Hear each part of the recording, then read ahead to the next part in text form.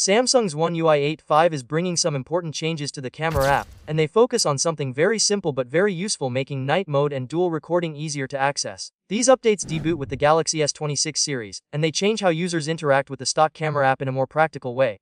One UI 8.5 introduces more noticeable interface updates compared to One UI 8.0, along with improvements to 200MP image processing and more options for motion photo on the latest Galaxy S26 phones. Samsung has redesigned the way certain camera modes are accessed. Instead of hiding key features inside extra menus, the company has made them quicker to reach. Let's start with night mode.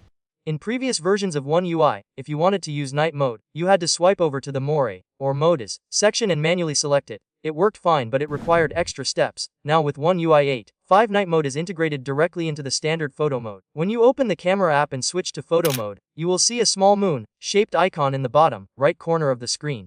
That icon is your shortcut to night mode.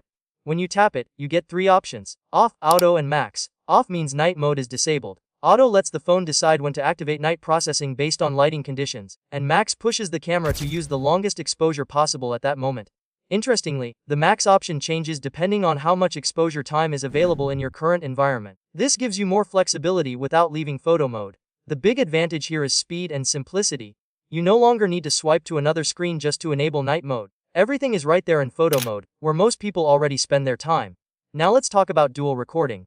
Previously, if you wanted to record video using both the front and rear cameras at the same time, you had to go into the modes menu and select dual recording. Again, it worked, but it wasn't the fastest way to access the feature.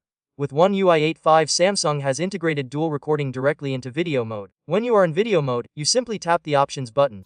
Inside that menu, you will now find the dual recording toggle. From there, you can also choose between two layout options for how the front and rear camera views appear on screen. This change makes the camera app feel more streamlined. Instead of jumping between different sections, you can stay within photo or video mode and just turn features on or off as needed.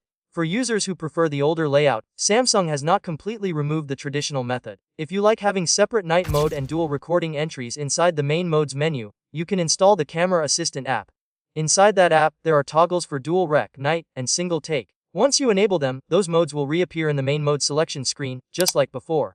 So Samsung is offering flexibility. You can use the cleaner, simplified interface, or you can bring back the classic layout if that's what you are used to.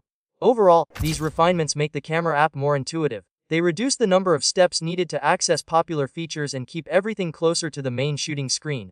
It may sound like a small change, but in daily use, saving those extra swipes and taps can make a big difference. For now, these camera app updates are exclusive to the Galaxy S26 series. Even though the Galaxy S25 series has access to the One UI 8.5 beta, these specific camera interface changes are not available on those devices yet.